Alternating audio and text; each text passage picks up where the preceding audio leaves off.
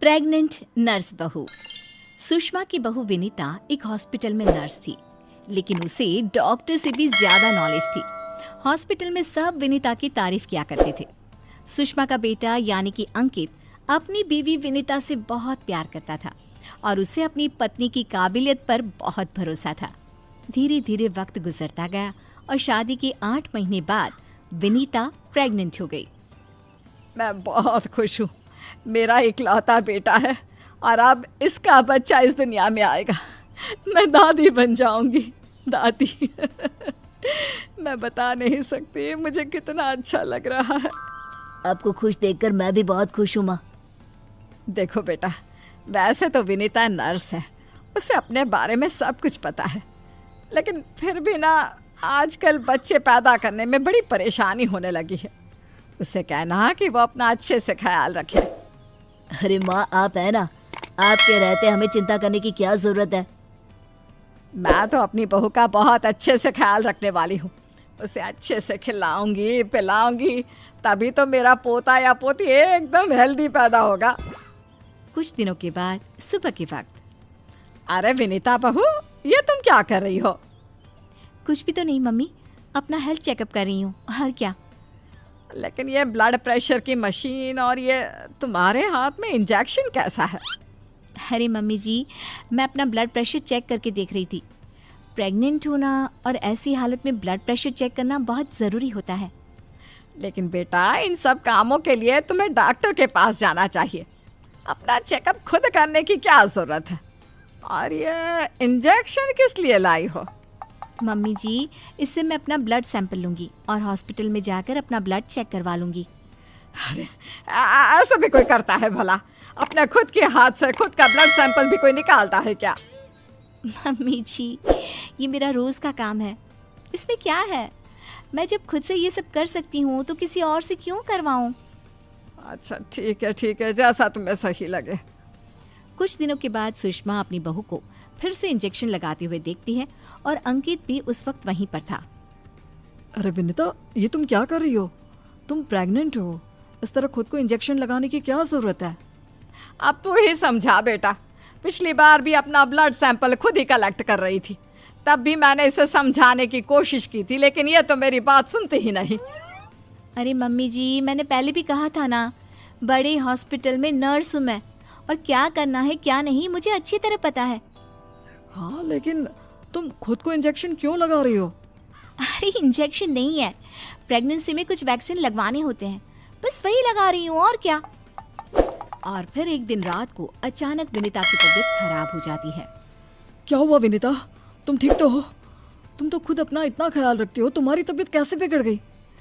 पता नहीं अंकित, ऐसा लग रहा है कि वीकनेस हो रही है, बहुत कमज़ोर सा महसूस कर रही हूँ पिछले कुछ दिनों से। तुमने तो अपना ब्लड सैंपल दिया था ना हॉस्पिटल में, उसकी रिपोर्ट आई या नहीं? कल सुबह ही आ जाएगी, तब सब कुछ पता चल जाएगा। अगले दिन सुबह के वक्त। विनीता, तुम्हारी ब्लड रिपोर्ट तो आ चुकी है। तुम्हारी बॉडी में तो आयरन की बहुत कमी है, देखो तो ज़रा।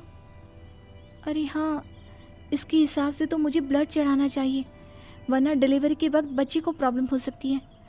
मैं एक काम करती हूँ, ब्लड चढ़वा लेती हूँ। ऐसा कैसे ब्लड चढ़वा लेती हूँ? पहले डॉक्टर से जाकर पता करो और हॉस्पिटल में जाकर ब्लड चढ़वाओ। ये सब काम बिना किसी डॉक्टर की सलाह के नहीं करने चाहिए। मम्मी जी, आप फिर से शुरू हो गई ना। क्या करना है क्या नहीं मैं अच्छे से जानती हूँ, मैं खुद कर लूँगी। और विनीता हॉस्पिटल से ब्लड की बोतल का इंतज़ाम करती है और खुद अपने ही हाथों से खुद को घर में रहकर ब्लड चढ़ा लेती है। अगले दिन। विनीता, अब तुम्हारी तबीयत कैसी है? देखो, मुझे पता था ब्लड चढ़ते ही मेरी सारी वीकनेस दूर हो जाएगी। मुझे बहुत अच्छा लग रहा है, एकदम ठीक हूँ मैं। कुछ दिनों के बाद विनीता की प्रेगनेंसी का 8वां महीना शुरू हो चुका था और एक दिन सुबह के वक्त विनीता अच्छे से तैयार होकर अपने कमरे से बाहर आती है। क्या हुआ विनीता, सुबह सुबह कहाँ जा रही हो? बहुत दिन हो गए हॉस्पिटल नहीं गई, सोच रही हूँ आज ड्यूटी पर चली जाती हूँ। डॉक्टर का भी फ़ोन आया था अभी। लेकिन बेटा, अब तुम्हारा 8वां महीना चल रहा है, ऐसी हालत में तुम्हें घर में आराम करना चाहिए और डिलीवरी करवाने तो बिल्कुल भी नहीं जाना चाहिए। लेकिन क्यों मम्मी जी, डिलीवरी करवाने में क्या प्रॉब्लम है? ये तो मेरा जॉब है। और हॉस्पिटल में दिन रात यही तो करवाती थी।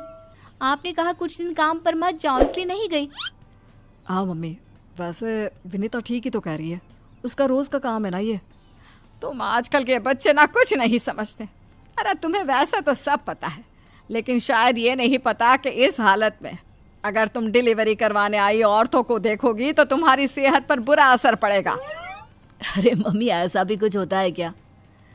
मम्मी जी, किसी और की डिलीवरी करवाने से मेरे ऊपर कैसे फर्क पड़ सकता है? मैं कोई पहली बार थोड़ी ना ये सब करवाने जा रही हूँ। विनीता अपनी सास की एक नहीं सुनती और हॉस्पिटल चली जाती है। वहाँ से वापस आने के बाद, अरे मम्मी जी, आपको मेरी बहुत चिंता हो रही थी ना?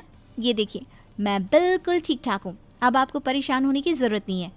और जानती है, पूरी 5 डिलीवरी करवा कर आई हूँ, वो भी नॉर्मल वाली। देखा मम्मी, मैंने कहा था ना विनीता को नहीं होगा कुछ भी। वो बिल्कुल ठीक है। चलो अच्छा है बहू, मैं भी तो यही चाहती हूँ कि तू एकदम ठीक रहे। और आजकल जिसे देखो उसके ऑपरेशन से बच्चे होते हैं, ये देख देख करना बहुत डर लगता है। चिंता मत कीजिए मम्मी जी, मुझे कुछ नहीं होगा। मैं नर्स हूँ ना, रोज़ हॉस्पिटल में औरतों को सिखाती हूँ कि कैसे अपना ध्यान रखें ताकि नॉर्मल डिलीवरी हो। तभी अचानक हॉस्पिटल से डॉक्टर का कॉल आता है। कॉल पर बात करने के बाद, मम्मी जी, एक इमरजेंसी केस आ गया है, मुझे जाना होगा। अरे लेकिन अभी तो आई हो, कैसी डॉक्टर है तुम्हारी? उसे पता नहीं चलता क्या कि तुम प्रेग्नेंट हो? ऐसी हालत में तुम्हें ना बुलाए। अरे नहीं मम्मी जी, डॉक्टर की भी मजबूरी है। कह रही थी काफ़ी सीरियस केस है और हॉस्पिटल में उन्हें किसी दूसरी नर्स पर इतना भरोसा नहीं जितना मुझ पर है। मुझे लगता है कि तुम्हें मना कर देना चाहिए बहू। कुछ नहीं होगा मुझे मम्मी जी, मैं अभी डिलीवरी करवा के आती हूँ। कुछ देर बाद अंकित के पास हॉस्पिटल से फ़ोन आता है। अरे मम्मी, जल्दी हॉस्पिटल चलिए, वहाँ विनीता की तबीयत खराब हो गई है। हे भगवान, सब ठीक करना, मुझे तो पहले ही डर लग रहा था। अंकित और सुषमा हॉस्पिटल पहुँचते हैं। क्या हुआ विनीता को? वो क्या है ना, विनीता एक नॉर्मल डिलीवरी करवा रही थी। केस बहुत ही सीरियस था और उस लेडी को बहुत ज़्यादा प्रॉब्लम हो रही थी।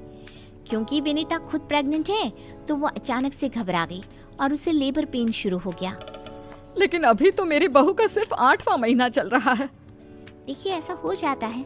उस औरत को दर्द में देखकर घबराहट की वजह से विनीता को ये हुआ है। अरे डॉक्टर, लेकिन डरने की कोई बात तो नहीं है ना? नहीं नहीं, ऐसा कुछ नहीं, हमने उसे एडमिट कर लिया है। तभी सब देखते हैं कि विनीता अपने हाथ में एक छोटे से बच्चे को लिए बाहर आती है।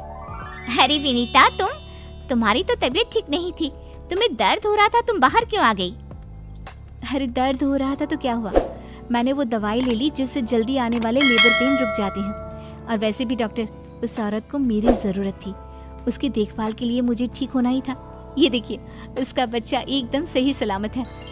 अरे वाह मेरी बहू, तूने तो अपने तबीयत की परवाह ना करके किसी और की जान बचाई। मुझे तुम पर गर्व है विनीता। ऐसी ही थोड़ी ना वो हॉस्पिटल की सबसे अच्छी नर्स बनी है। मैंने कहा था ना मम्मी जी, मैं नर्स हूँ, मुझे अपने से पहले दूसरों की तकलीफ दिखाई देती है और मैं पहले अपने मरीजों की जान बचाती हूँ, फिर खुद की।